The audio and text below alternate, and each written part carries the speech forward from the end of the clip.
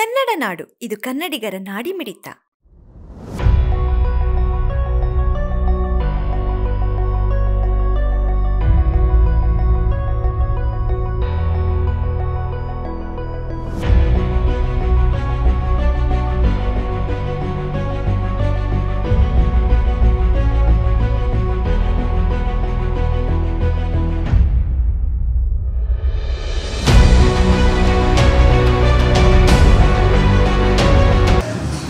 ಬಳ್ಳಾರಿ ನಗರದಲ್ಲಿ ಶುದ್ಧ ಕುಡಿಯ ನೀರು ಕೊಡೋದರಲ್ಲಿ ಬಹಳ ಮಹಾನಗರ ಪಾಲಿಕೆ ದಿವ್ಯ ನಿರ್ಲಕ್ಷ್ಯ ವಹಿಸಿದೆ.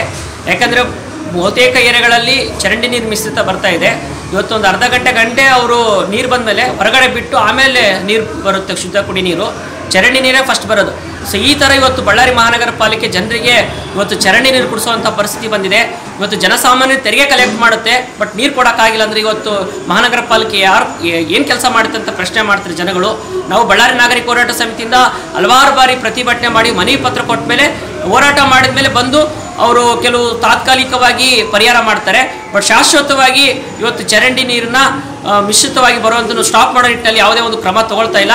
ಈ ಕೂಡಲೇ ಅದು ಕ್ರಮ ತಗೋಬೇಕಂತ ನಾವು ಡಿಮ್ಯಾಂಡ್ ಮಾಡ್ತಾ ಇದ್ವಿ.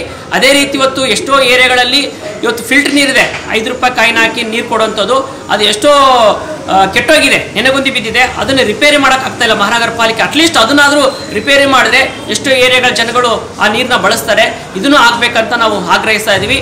ಇನ್ನೊಂದು ಬೇಡಿಕೆ, ಇವತ್ತು ಬಳ್ಳಾರಿಯಲ್ಲಿ ಇವಾಗೇನು ಕುಡಿಯೋದಕ್ಕೆ ಸರಿಯಾಗಿ ನೀರು ಕೂಡ ಬಿಡೋಕ್ಕಾಗ್ತಿಲ್ಲ ಕಾರ್ಪೊರೇಷನ್. ಬಟ್ ಇನ್ನೊಂದು ಕಡೆ ಫಿಲ್ಟರ್ದು ಯೂನಿಟ್ಗಳಿದ್ದಾವೆ, ಅವು ಕೂಡ ಇದ್ರೂ ಇಲ್ದಂಗಿದ್ದಾವೆ. ಇವಾಗೆಲ್ಲ ಗಲೀಜು ನೀರು ಕುಡಿದು ಬದುಕೋಕ್ಕಿಂತ ಇವಾಗ ಕಾರ್ಪೊರೇಷನ್ ಅವರೇ ಫಿಲ್ಟರ್ ನೀರುಗಳನ್ನ ಸರಿಯಾಗಿ ಎಲ್ರಿಗೂ ಬಡವರಿಗೆ ಎಲ್ರಿಗೂ ಸಿಗೋ ಥರ 5 ರೂಪಾಯಿ ಕಾಯಿನ್ಗಳದಾಗಿದ್ದು ಫಿಲ್ಟರ್ ಇದ್ದಾವೆ, ರಿಪೇರಿ ಮಾಡಿಸಿ ಜನರಿಗೆ ರೀಚ್ ಆಗೋ ಥರ ಮಾಡ್ಬೇಕಂತೇಳಿ ನಾವು ಜನಗಳು ಆಗ್ರಹಿಸ್ತಾ ಇದ್ದೀವಿ.